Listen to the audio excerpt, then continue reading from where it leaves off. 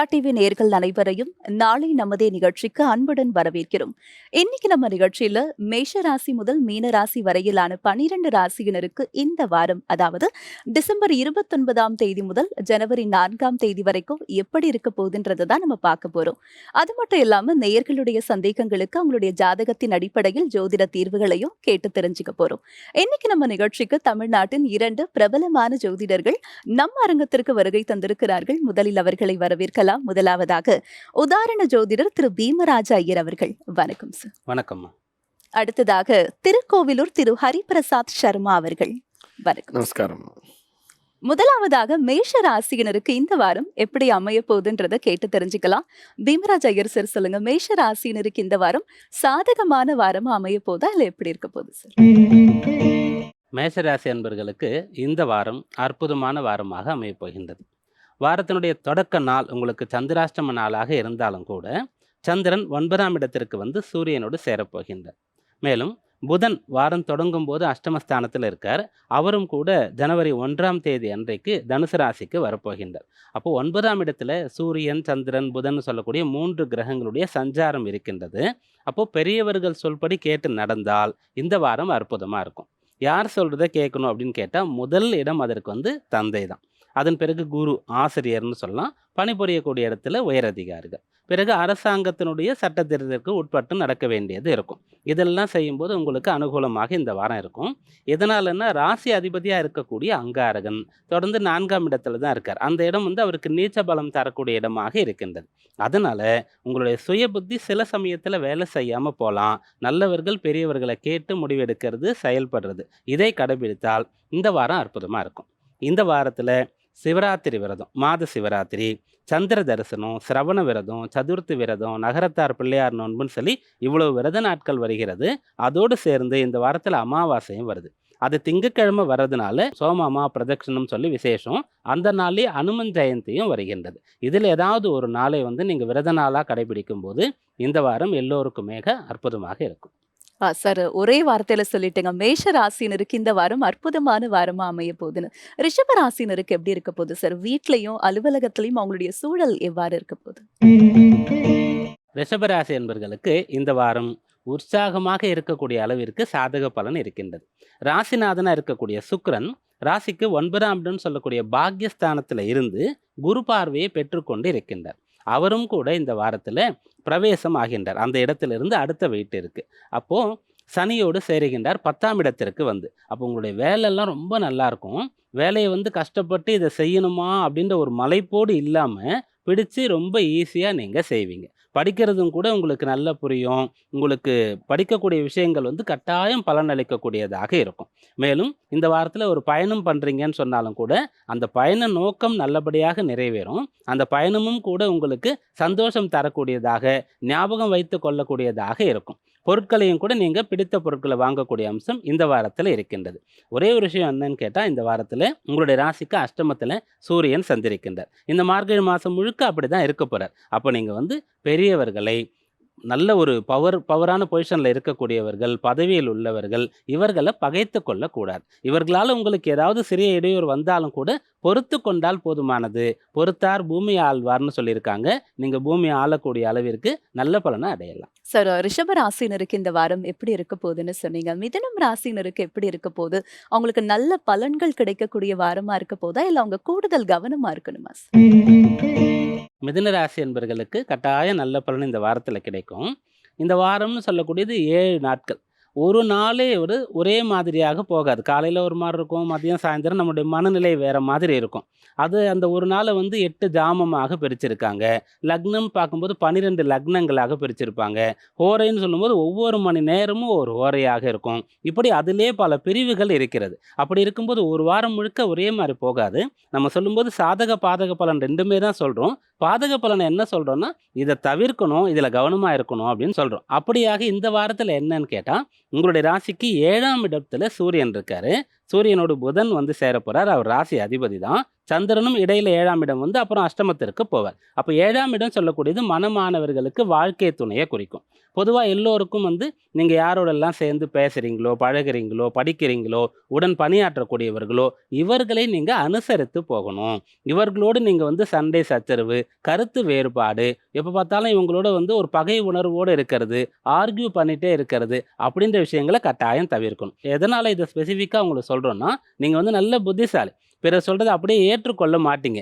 ஏன் எதுக்குன்னு கேட்டுட்டே இருப்பீங்க. அத கொஞ்சம் குறைத்துக் கொண்டால், பிறரை அனுசரித்து உங்களால போக முடிந்தால், இந்த வாரம் நல்ல பலன் தரக்கூடிய வாரமாக உங்களுக்கு அமையும். சார், மிதுனம் ராசினருக்கு இந்த வாரம் எப்படி இருக்க போகுதுன்னு மட்டும் இல்லாம, அவங்க என்னெல்லாம் செய்யக்கூடாதுன்றதையும் ரொம்ப தெளிவுபடுத்தியிருக்கீங்க சார். தொடர்ந்து மற்ற ராசியினருக்கான வார பலன்கள பார்க்கறதுக்கு முன்னாடி ஒருவர் சந்தேகம் கேட்டிருக்காங்க. என்னன்னு பார்க்கலாமா? பார்க்கலாம் சார். பெயர் குறிப்பிட விரும்பவில்லை அப்படின்னு குடுத்திருக்காங்க சார். பிறந்த ஊர் சென்னை. பிறந்த தேதி 9/7/1990 காலை 5:56 மணிக்கு பிறந்திருக்காங்க. தந்தை அவங்களுடைய மகனுக்காக கேள்வி கேட்டிருக்காங்க ம். சார். ஐயா, என் மகனின் திருமண வாழ்க்கையில் பல சங்கடங்களை சந்தித்து வருகிறான். அவனுடைய திருமண வாழ்க்கை இனி எப்படி இருக்கும் அப்படின்னு கேட்டிருக்காரு. அதாவது பெயர் குறிப்பிடவில்லை அப்படின்னு சொல்றாரு. பொதுவாக வந்து இதை நம்ம செய்யக்கூடிய விஷயங்கள அப்படியே முன்னுதாரணமாக சில பேர் எடுத்துக்கொள்ளக் கூடாதுன்றதுக்காக இந்த தகவல முதல்ல சொல்றோம். ஜாதகம் பார்க்குறோம் அப்படின்னு சொன்னா, கட்டாயம் முதல்ல வந்து நேர்ல போகணும். பிரசன்னம் போட்டு பார்க்கறது, பிரசன்ன ஜோதிடம் ஒண்ணு இருக்கு. அதனுடைய அர்த்தமே என்னன்னா, பிரசன்னமாகக்கூடிய நேரம். இப்ப நம்ம திருப்பதியில போய் பெருமாள கும்பிடுறோம் இல்லையா? அவருக்கு பிரசன்ன வெங்கடாஜலபதி அப்படின்னு ஒரு பெயர் இருக்கு. அந்த இடத்துல அவர் பிரசன்னமானார் அப்படின்னு அர்த்தம். அப்ப நேர்ல வந்து ஒரு குருவிடத்துல அதற்கான முறைப்படி தட்சணை, பூ, பழம், வெற்றிலை பாக்கு எல்லாம் வச்சு நம்ம வந்து ஜாதகம் கேட்கறது தான் முறை. இப்ப நம்ம வந்து அறிவியல் தொழில்நுட்பம் இருக்கிறதுனால இந்த வசதிகள பயன்படுத்திக்கிறோம். பயன்படுத்திக் கொண்டாலும் நம்ம முறைப்படி கடைபிடிக்கிறத முதல்ல ஃபாலோ பண்ணணும். இப்போ இந்த ஜாதகர் கேட்ட விஷயத்திற்கு திருமண வாழ்க்கை அப்படின்னு கேட்டிருக்காரு. இந்த ஜாதகர் வந்து 90ல பிறந்திருக்கார். அப்போ வந்து இவருக்கு இப்போ 34 வயசு ஆகுது. லக்னத்திற்கு 7ஆம் இடத்துல சனி. இவர் வந்து மிதுன லக்னம் ஜாதகர். நட்சத்திரம் பார்க்கும்போது உத்திராட நட்சத்திரம் 3ஆம் பாதம் மகர ராசி, மிதுன லக்னம். லக்னத்திற்கு 7ஆம் இடம் தான் திருமணத்திற்கு உண்டான இடம். அந்த இடத்துல சனி இருக்காரு. அந்த சனி வக்ரகதியில இருக்கார்.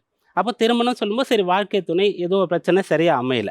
அப்ப 2ஆம் இடம் நல்லா இருந்தா, அந்த சரியில்லாதத கூட அட்ஜஸ்ட் பண்ணி குழந்தைங்களுக்காகவோ, பெரியவர்களுக்காகவோ, மற்றவர்களுக்காக நம்ம அட்ஜஸ்ட் பண்ணி வாழ்ந்துற முடியும். அப்படிதான் பெரும்பாலானவர்கள் இங்க வாழுறாங்க. அந்த 2ஆம் இடத்துல பார்க்கும்போது கேது மற்றும் புதன் இருக்கிறாங்க. அப்ப குடும்பஸ்தானத்திலயும் பிரச்சனை இருக்கு. 3வது நடக்கக்கூடிய விஷயத்தை ஏற்றுக்கொள்ளக்கூடிய மனப்பக்குவம் நமக்கு வேணும். ஜோதிடத்தின் மிக முக்கியமான ஒரு பிரதான அம்சமே, ஜோதிடம் நமக்கு காட்டக்கூடிய வழி பலனே என்னன்னு சொன்னனா, அக்செப்டன்ஸ் தான். உனக்கு இவ்வளவுதான் இருக்கு. இத தான் நீ ஏற்றுக்கொள்ளணும். இதான் உன் அம்சம். இதான் உன் ராசி அப்படின்னு நம்ம சொல்றோமே, ராசி கட்டம்னு சொல்றோமே, அப்ப ராசி அத லக் அதிர்ஷ்டம்னு நீங்க எடுத்துக்கலாம். அப்போ இப்படி இருக்கு, இதை ஏற்றுக்கொள். இதுக்கு பழகிக்கொள். இத செய்யாத, இத செய் அப்படின்னு வழிகாட்டுறது தான் ஜோதிடம். இத பார்க்கறதுனால நம்ம எதையும் மாத்திட முடியாது. கெடுபலனை குறைத்துக் கொள்ளலாம், நற்பலனை கூட்டிக் கொள்ளலாம். அவ்வளவுதான். அப்போ அந்த சந்திரன்னு சொல்லக்கூடிய மனோகாரகன் லக்னத்திற்கு 8ஆம் இடத்துல இருக்காரு. ராகுவோடு சேர்ந்திருக்கார். லக்னத்தில் இருக்கக்கூடிய கிரகங்கள் சூரியன் மற்றும் குரு. அப்போ இந்த ஜாதகர் வந்து எதிர்பார்த்த மாதிரி அமையலைன்னா இவரால ஏற்றுக்கொள்ள முடியாது. லக்னத்திலே சூரியன் இருக்கார், குரு இருக்கார். அப்ப நான் ஏன் பிறருக்கு அடிபணியணும்? அப்ப என்னுடைய இஷ்டத்திற்கு தான் நான் இருப்பேன். நான் கரெக்ட்டா தான் போறேன். எதிராளி தான் சரியில்ல. அப்படின்ற மாதிரியான இவ்வளோ விஷயங்கள் ஜாதகத்துல இருக்கு. இந்த கிரக நிலைய தான் தோஷம்னு நம்ம சொல்லுவோம். அப்ப திருமண வாழ்க்கை நல்லா இருக்கணும்னு சொன்னா, ஏற்பட்ட வாழ்க்கைய, கிடைத்த வாழ்க்கை துணைய அனுசரித்தால் மட்டும் தான் நல்லா இருக்கும். இது ஜாதகத்துல இருக்கக்கூடிய அந்த பாவங்கள். அடுத்து தசாபுக்தின்னு பார்க்கும்போது, ஜாதகர் பிறந்தது சூரிய மகாதிசையில பிறந்திருக்காரு. இப்போ அவருக்கு நடக்கிறது வந்து ராகுவுடைய திசை. அந்த ராகு திசையில இப்ப நடக்கக்கூடிய புக்தி அப்படின்னு பார்க்கும்போது, இப்போ 2024ஆம் ஆண்டுல கடைசியில இருக்கோம் இல்லையா? இப்போ வந்து ராகு திசையில சுக்கிர புக்தி பூர்த்தியாகி சூரியனுடைய புக்தி தொடங்கி இருக்கு. சூரியன், அப்புறம் சந்திரன், அப்புறம் செவ்வாய். இந்த 3மே ராகுவோடு இணையும்போது, ஏதாவது ஒரு பிரச்சனை இருந்தா பெரியதாகத்தான் ஆக்கும். அதனால இத பிரச்சனை, பிரிவினை, வேற லீகலா போறது அப்படின்ற மாரிலாம் கொண்டு போனா, அடுத்து ஏறக்குறைய ஒரு 4 ஆண்டு காலம் வந்து அது பெரிய அவஸ்தையா போயிடும். ஏன் இப்படி முடிவு எடுத்தோம்னு சொல்லி. அதனால பெரியவர்கள் அனைவரும் உட்கார்ந்து பேசி, சமரசமா போயிட்டு, கிடைத்த வாழ்க்கையை ஏற்றுக்கொண்டு திருப்தியாக இருந்தால், இந்த ஜாதகருக்கு திருமண வாழ்க்கை நன்றாக இருக்கும். சார், இந்த நேயர் ரொம்ப ஒரு எதிர்பார்ப்போட, என் மகனுக்கு இனிமேல் திருமண வாழ்க்கை எப்படி இருக்க போதோன்னு ஒரு எதிர்பார்ப்போட வேதனையில கேட்டிருந்தாரு. அவர் என்னெல்லாம் பண்ணணும், உங்க மகன் என்னெல்லாம் செய்யக்கூடாதுன்றதையும் தெளிவுபடுத்தியிருக்கீங்க சார். ஹரிபிரசாத் சார், நீங்க சொல்லுங்க. இப்போ வந்து திருமணத்துக்கு முன்பே வந்து பார்த்தீங்கன்னா, நெறைய பேர் வந்து ஜாதகம் பார்த்து தான் திருமணம் பண்றாங்க. எல்லா பொருத்தமும் கரெக்ட்டா இருக்கு அப்படின்னு சொல்லி நம்ம கேள்விப்பட்டிருப்போம்.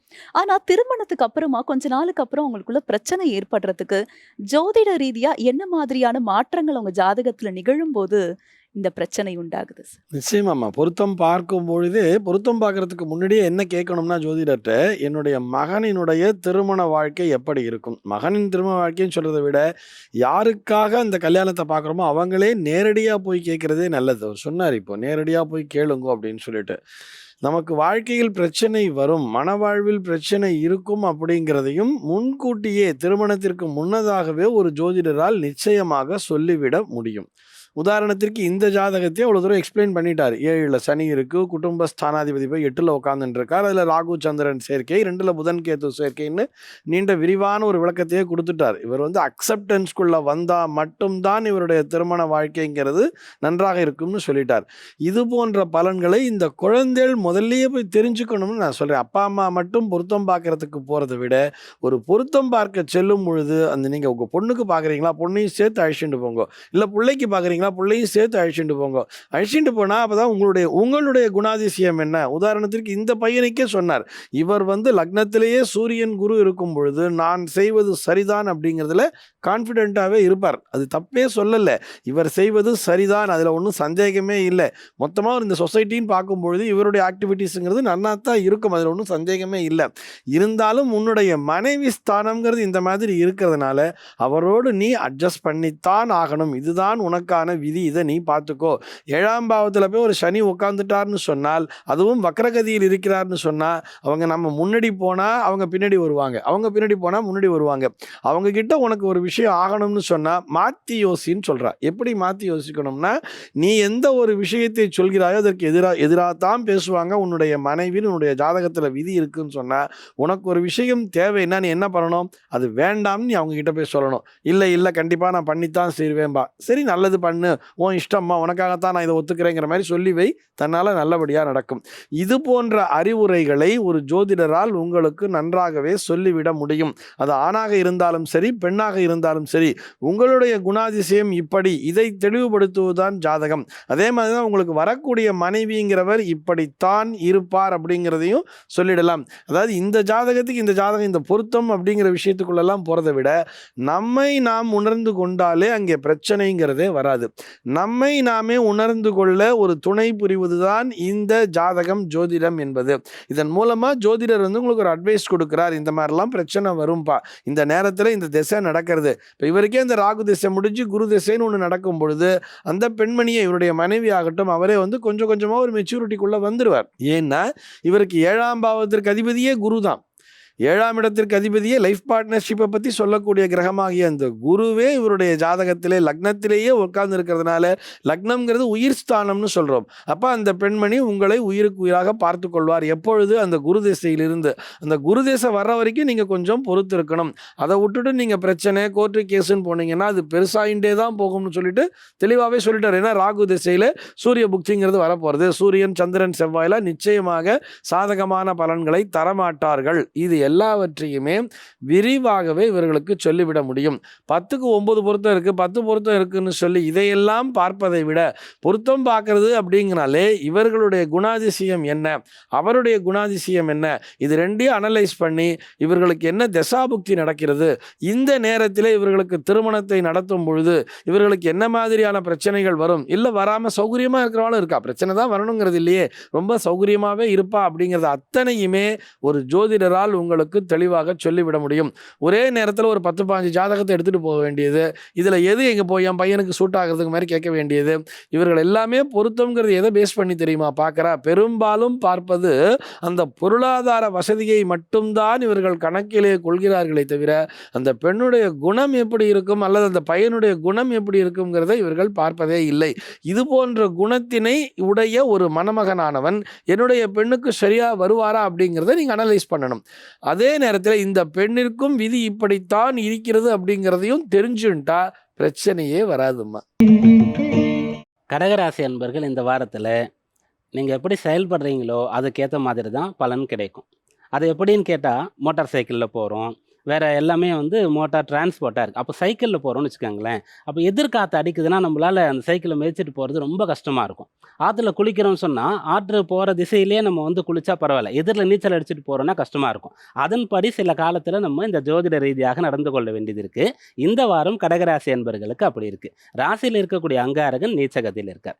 ராசிநாதனாக இருக்கக்கூடிய சந்திரன் வாரம் தொடங்கும் போது 5ஆம் இடத்துல நீச்சகதியில் இருக்கார். புதனுடைய சாரம் பெற்று இருக்கின்றார். அதனால் இந்த வாரத்தில் நீங்கள் சூழ்நிலையை பிறரை அனுசரித்து போக வேண்டியதாக இருக்கும். இந்த வாரத்தை பிளான் பண்ணும்போது எது ரொம்ப ஈஸியாக இருக்குமோ, பிறருடைய சப்போர்ட் இல்லாமல் உங்களால் மட்டும் பண்ண முடியுமோ அதை வந்து நீங்கள் பிளான் பண்ணணும். குறிப்பாக பிஸ்னஸ் பண்ணுறவங்களுக்கு இது பொருந்தும். அதுபோல் வேலை பார்க்குறவங்களுக்கும் கூட நிறைய ப்ராஜெக்ட் இருக்குது, உங்களுக்கு சாய்ஸ் இருக்குது, எதனால் எடுக்கலான்னு சொன்னால் அப்போ நீங்கள் இதை யூஸ் பண்ணிக்கலாம். படிக்கிற பிள்ளைங்க ஸ்கூலுக்கு போகிறீங்க, காலேஜுக்கு போகிறீங்கன்னா அங்கே என்ன நடக்கிறதோ அதை நீங்கள் பார்க்க முடியும். அதை தாண்டி காலையில் எழுந்து படிக்கிறீங்க, சாயந்தரத்தில் படிக்கிறீங்கன்னா அப்போ உங்களுக்கு பிடிச்ச மாதிரி ஈஸியாக இருக்கிறத நீங்கள் பிளான் பண்ணிக்கலாம். அதுபோல் எல்லா விஷயத்தையும் நீங்கள் வச்சுக்கணும். இப்போ கல்யாண வேலை வச்சுருக்கீங்க, வீடு கட்ட வேலை வச்சுருக்கீங்க, ஒரு பெரிய ட்ராவல் பண்ணணும், இதெல்லாம் வந்து ரொம்ப ப்ராப்பராக நீங்கள் வந்து பிளான் பண்ணிவிட்டு கரெக்டாக அதில் எதுவும் பெரிய கஷ்டம் இல்லாத மாதிரி பார்த்து கொண்டா போதுமானது.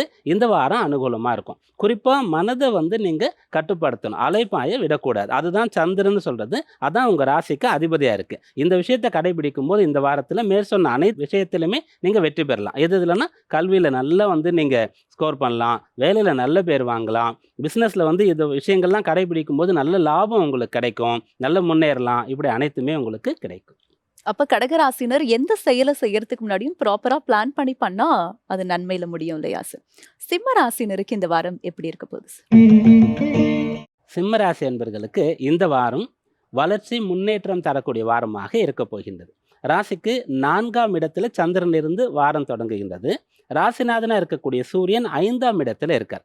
5ஆம் இடம்னு சொல்லக்கூடியது பூர்வ புண்ணிய ஸ்தானம் அப்படின்னு சொல்லுவோம். அப்போது புண்ணியத்தின் பலனாகத்தான் நம்ம வாழ்க்கையில் பெரிய விஷயங்களை அடைய முடியும். அப்படி பூர்வீக சொத்து சம்பந்தமான விஷயங்களுக்காக முயற்சி பண்ணுறீங்கன்னு சொன்னால் அதில் அனுகூல பலனை நீங்கள் எதிர்பார்க்கலாம். திருமணமான தம்பதிகள் புத்திர பேர் சம்பந்தமாக தடை தாமதம் பார்த்துட்டு இருக்கீங்க, அதுக்கு என்ன தீர்வுன்னு தெரியல, எதனால் லேட் ஆகுதுன்னு தெரியலன்னு சொன்னால் இந்த வாரத்தில் அதற்கான தீர்வு உங்களுக்கு தெரிய வரும். பிள்ளைகள் இருக்காங்க, அவங்களுக்கு ஏதோ ஒரு மந்தமான நிலை உடல் ஆரோக்கியத்திலேயோ கல்வியிலேயோ அவங்களுடைய வளர்ச்சியிலேயோ இருக்குன்னு சொன்னால் அதெல்லாம் நீங்கள் சரி பண்ணலாம். அப்படியாக பிரச்சனையை கடந்து அதற்கு தீர்வு தெரிந்து நீங்கள் வந்து அடுத்த படிக்கு போகக்கூடிய அம்சம் இந்த வாரத்தில் இருக்குது. மொத்தத்தில் இது உங்களுக்கு வந்து முன்னேற்றம் தரக்கூடிய வாரமாக அமையும்.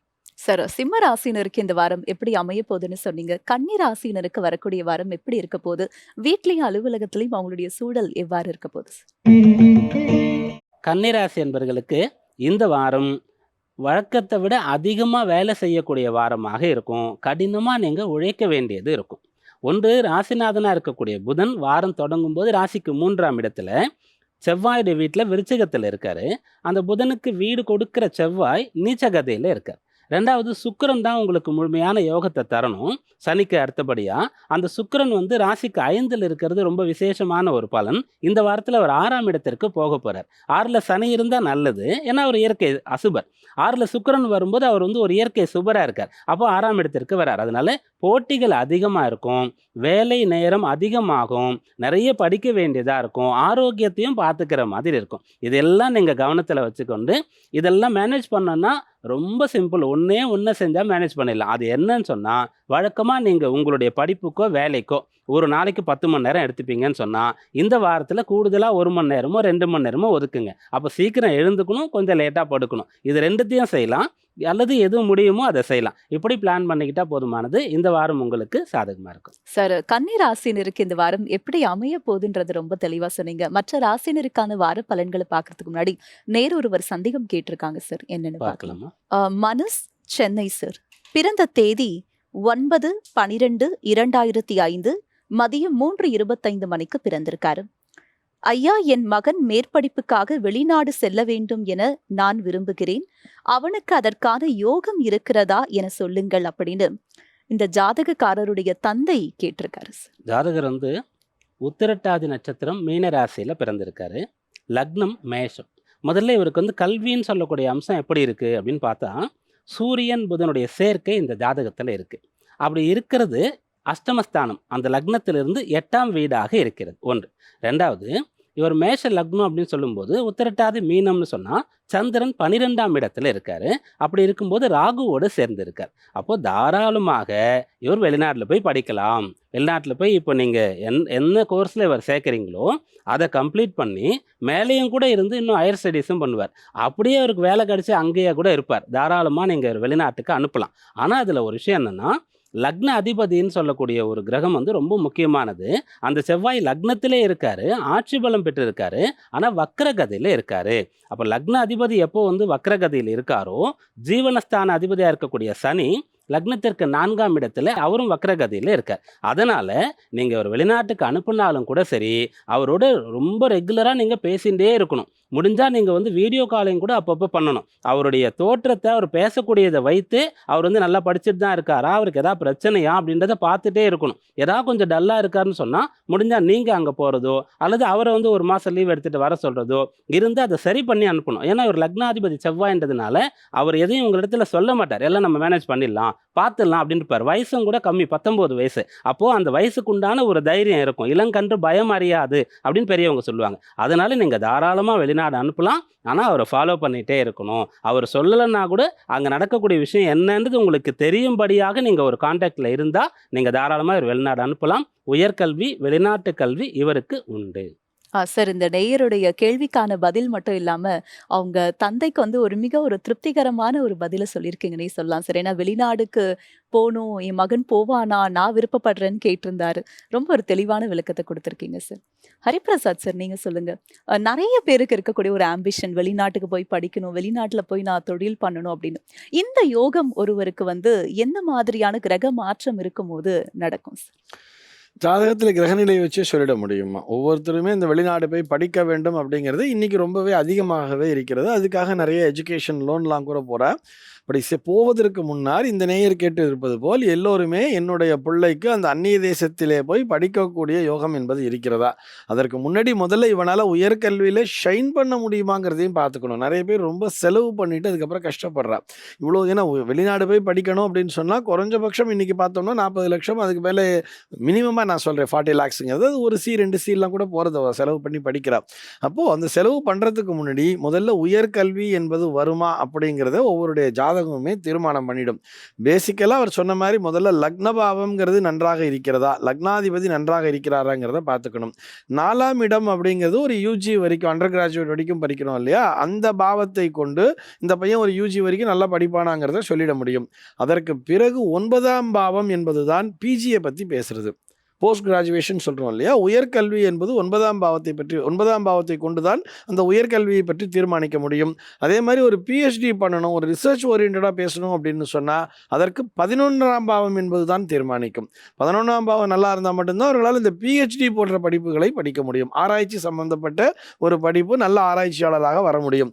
அந்த நாளில் பார்த்தோம்னா PhD ஹோல்டருங்கிறது ஒரு ஊரில் ஒருத்தர் இருந்தாலே அதிகமாக இருந்தது. ஆனால் இன்றைக்கி பார்த்தோம்னா எல்லார் வீட்லேயுமே ஒரு PhD ஹோல்டருங்கிறது இருக்கார். ரொம்ப சர்வசாதாரணமாக PhDங்கிறத பண்ணிடுறா. அந்த நாள் மாதிரி இல்லை, இன்னைக்கு ரொம்ப ஈஸியாக ஆகிடுது எல்லாமே நமக்கு டெக்னிக்கல் வளர்ச்சிங்கிறதுனால. இருந்தாலும் இந்த PhD ஒரு வெறும்னே பேருக்கு டாக்டரேட்னு இல்லாமல் அந்த டாக்டரேட் என்பது இவருக்கு உபயோகப்படுமா என்பதையும் இவருடைய ஜாதகமே சொல்லிவிடும். படித்த படிப்பானது இவர்களுடைய அந்த தொழிலுக்கு சம்பந்தப்படுமா அப்படிங்கிறதையும் பார்த்துடலாம்.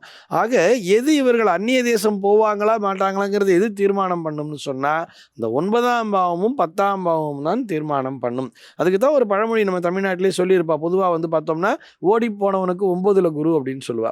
ஓடி போகிறதுனா நம்ம இந்த வீட்டை விட்டு ஓடி போகிறதுன்னு அர்த்தம் கிடையாது. அதுக்கு என்ன அர்த்தம்னு சொன்னால் திரைக்கடல் ஓடியும் திரவியம் தேடுன்னு அர்த்தம்.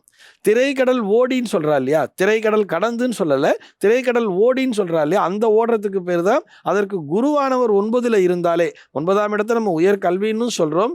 குருவானவர் 9ஆம் பாவத்தில் இருந்தால், அதாவது 10ஆம் பாவத்திற்கு அது 12ஆம் பாவமாக இருக்கும்.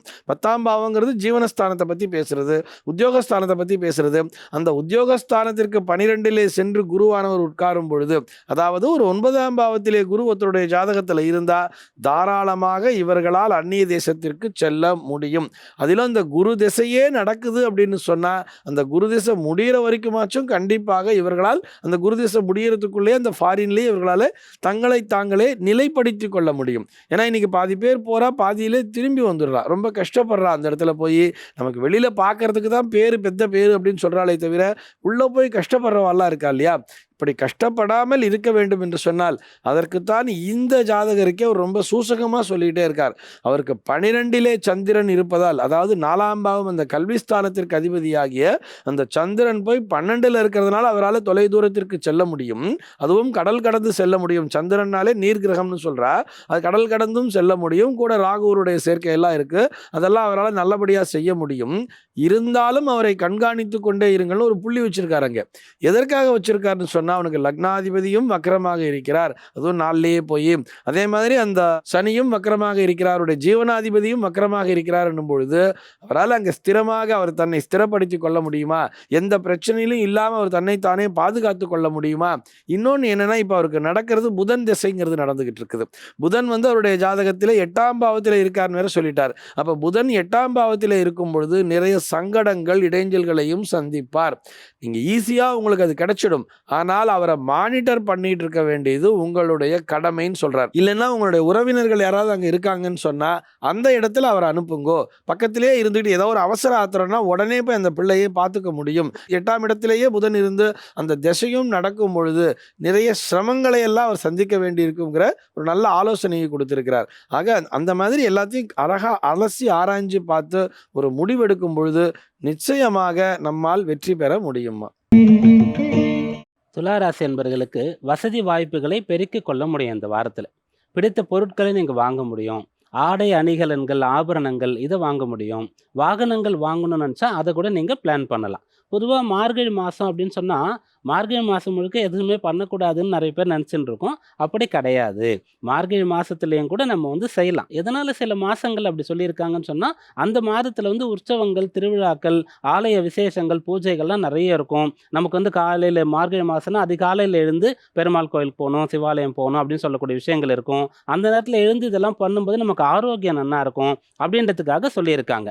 அதனால் திருமணம், கிரகப்பிரவேசம் போன்ற பெரிய சுபகாரியங்களை நம்ம தை பிறந்து வச்சுக்கலாம், அப்புறம் சித்திரையில் வச்சுக்கலாம், அப்படி பிளான் பண்ணலாம். ஆனால் வழக்கமாக நம்ம செய்யக்கூடிய விஷயங்கள்லாம் நம்ம செய்யலாம். அப்படி இந்த மார்கழி மாதமாக இருந்தாலும் கூட நீங்கள் வாகனங்கள் வாங்குறது அல்லது முன்பதிவு பண்ணுறது அது செய்யலாம். நீங்கள் ஒரு இடம் வாங்க போகிறீங்கன்னு சொன்னால், ரெஜிஸ்ட்ரேஷன் பண்ண போகிறீங்கன்னு சொன்னால் மார்கழியில் தாராளமாக செய்யலாம். இதெல்லாம் செய்யறதுக்கான அம்சம் இந்த வாரத்தில் இருக்கிறது. ராசிக்கு 4ஆம் இடத்துல சுக்கிரன் இருக்காரு.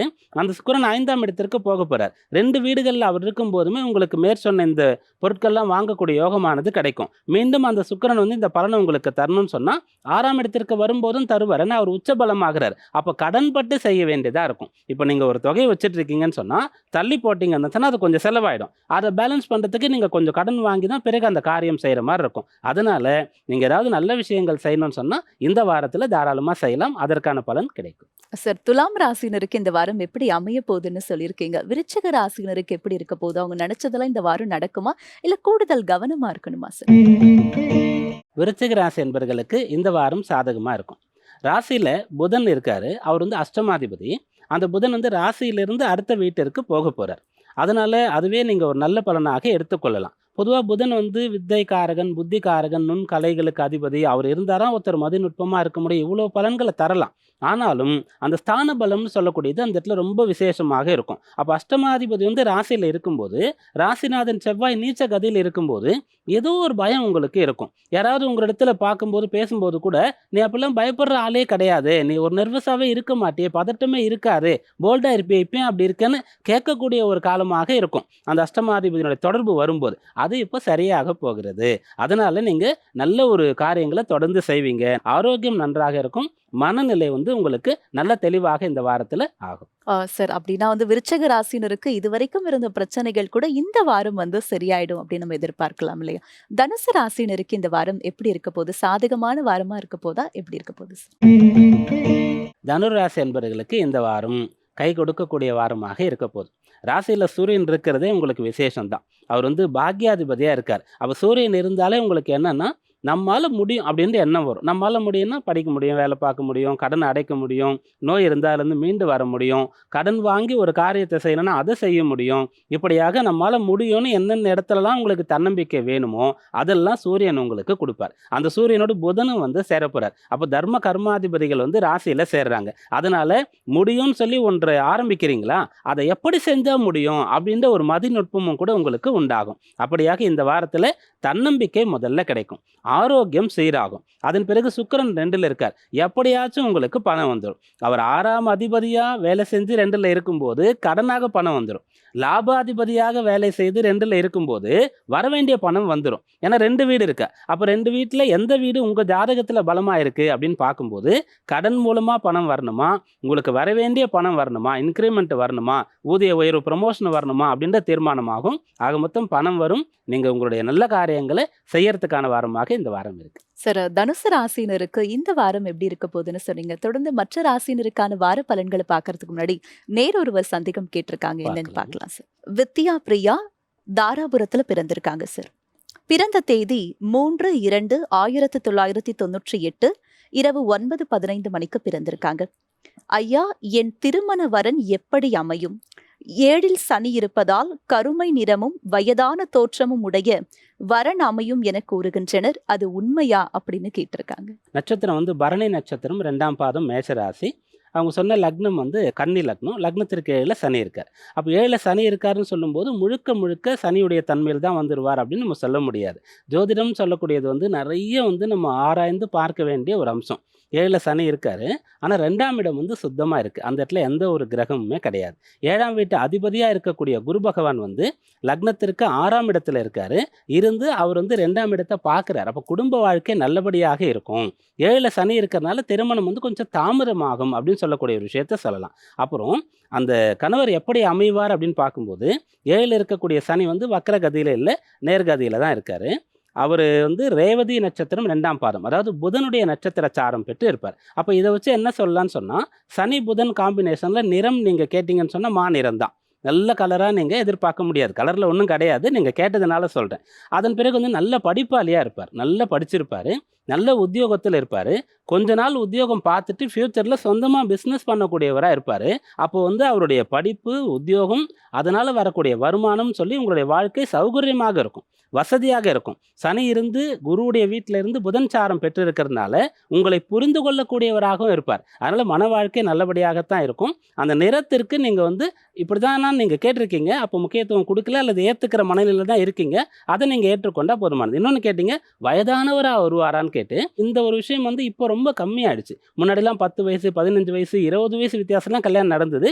இப்போ அதிகபட்சமே 2 வருஷம் தான் சொல்கிறாங்க. அதுக்கு மேலே போனாலே ஜென்ரேஷன் கேப் ஆகிடும், எங்களுக்குள்ள அண்டர்ஸ்டாண்டிங் வராதுன்னு சொல்கிறாங்க. அப்போ இந்த காலத்தில் அது ரொம்ப கம்மியாயிடுச்சு. அப்போ இப்போ வயது வித்தியாசம்னு சொன்னால் எல்லாருமே 2 வயசுன்னு சொல்லும்போது உங்களுக்கு 5-6 வயசாக இருக்கும், அவ்வளோதான். அந்த காலத்தில் எல்லாருமே 10 வயசுன்னு சொல்லும்போது இது போல் இருக்கக்கூடியவருக்கு 20 வயசு. இப்போ எல்லாருமே 2 வயசுனா உங்களுக்கு 5-6 வருஷம் டிஃப்ரென்ஸ் இருக்கலாம். ஆக மொத்தம் திருமண வாழ்க்கை நல்லபடியாக இருக்கும். சார், இந்த நேயர் எப்பேற்பட்ட திருமண வரன் அமையும் அப்படின்னு கேட்டிருக்காங்க. திருமண வரன் மட்டும் இல்லாம அவங்களுடைய வாழ்க்கையும் எப்படி அமையும் அப்படின்றத ரொம்பவே தெளிவா விளக்கமா சொல்லியிருக்கீங்க சார்.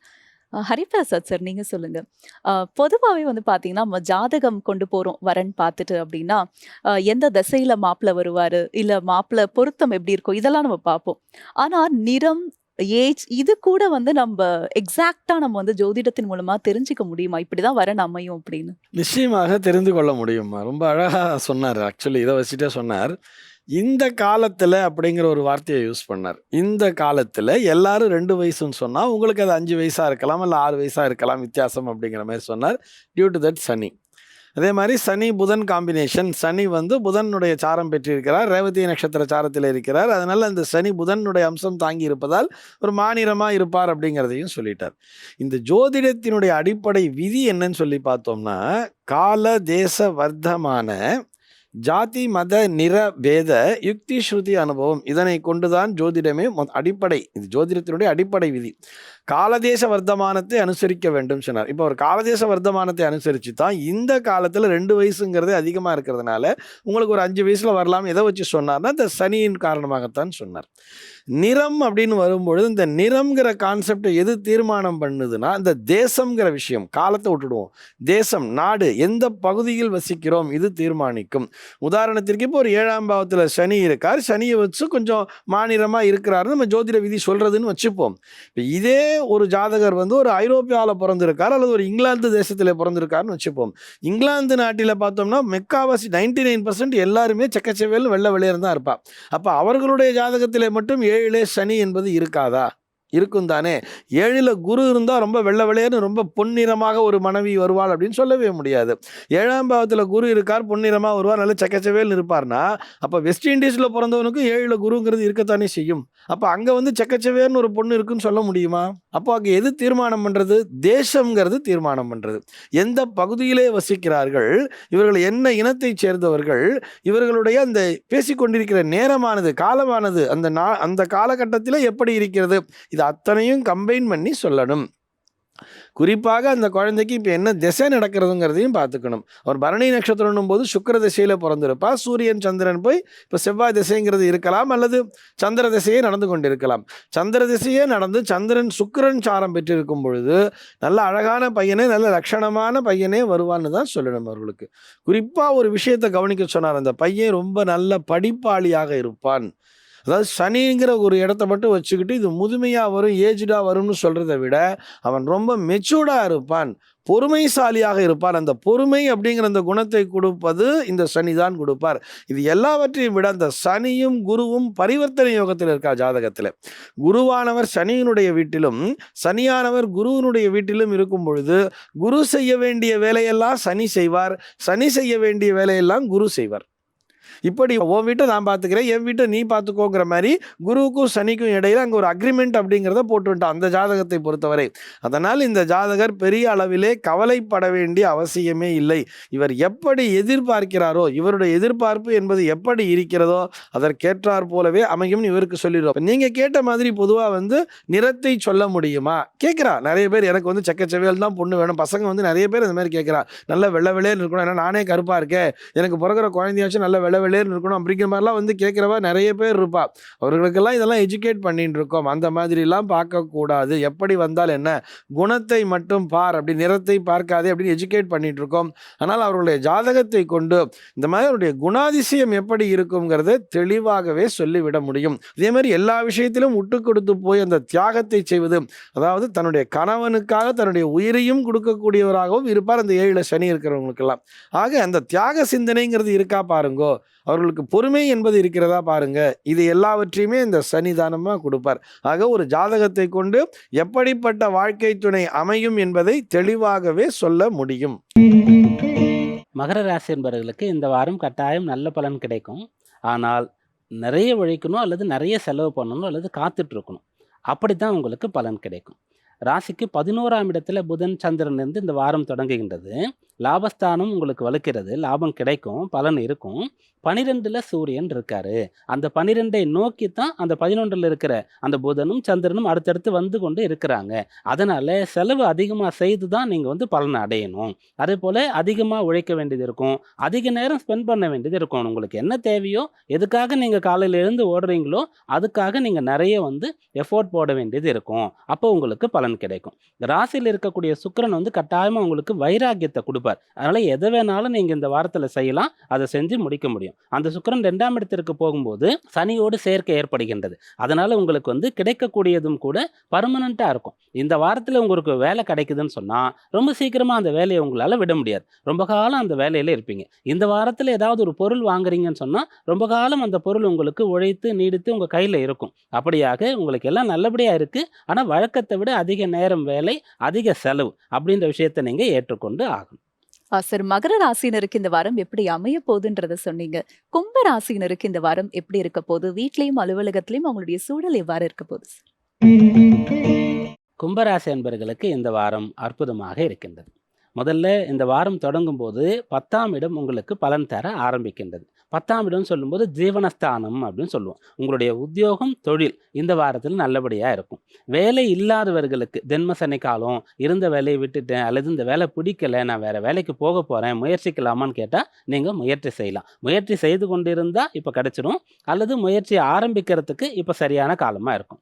அதன் பிறகு உங்களுடைய குடும்ப பராமரிப்பு, வேறு உங்களுக்கு கடன் இருக்கு அல்லது வேறு ஏதோ ஒரு கமிட்மெண்ட் இருக்குன்னு சொன்னா அதெல்லாம் உங்களால சரியாக செய்து முடிக்க முடியும். அந்த 10ஆம் இடம்னு சொல்லக்கூடிய ஜீவனஸ்தானத்தின் மூலமாக உங்களுடைய செயல்கள் அனைத்தும் சரியாக இருக்கும். உங்களுடைய என்னென்னலாம் உங்ககிட்ட பிறர் எதிர்பார்க்குறாங்களோ வீட்லயோ அல்லது அலுவலகத்தையோ அதெல்லாம் உங்களால சரியாக செய்து பூர்த்தி செய்ய முடியும். அப்படியாக இந்த வாரம் உங்களுக்கு பலன் தரும். சார், ஆரம்பத்திலே சொல்லிட்டீங்க கும்ப ராசிக்கு அற்புதமான வாரமா இது அமைய போகுது அப்படின்னு. மீன ராசினருக்கு எப்படி இருக்க போகுது சார்?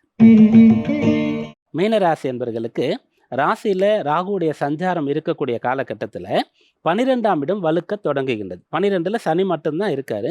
சுக்கிரன் வந்து சேரப்போகின்றார். அப்போ 12ஆம் இடத்துல 2 கிரகங்கள் இருக்கிறதுனால நீங்கள் பிரயாணம் செய்கிறது, இடமாற்றம் செய்கிறது, வெளியூர் போகிறது, வெளிநாடு சம்பந்தமான தொடர்புகள் போன்றதெல்லாம் செய்யணும்னா செய்யலாம்.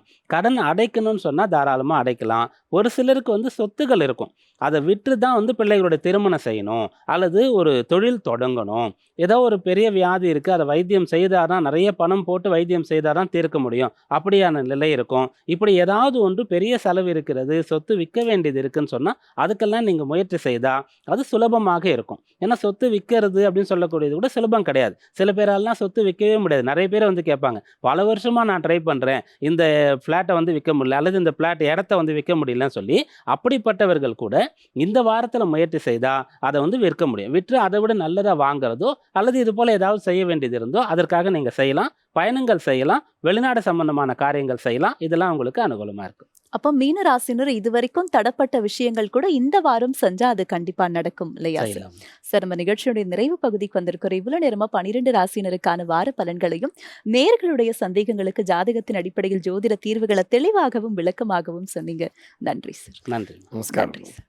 என்ன நேர்களே, இந்த வாரம் நம்ம நாளை நமதே நிகழ்ச்சியில 12 ராசினருக்கான வார பலன்களை மட்டும் இல்லாம நேர்களுடைய சந்தேகங்களுக்கு அவங்களுடைய ஜாதகத்தின் அடிப்படையில் ஜோதிட தீர்வுகளையும் கேட்டு தெரிஞ்சுக்கிட்டோம்.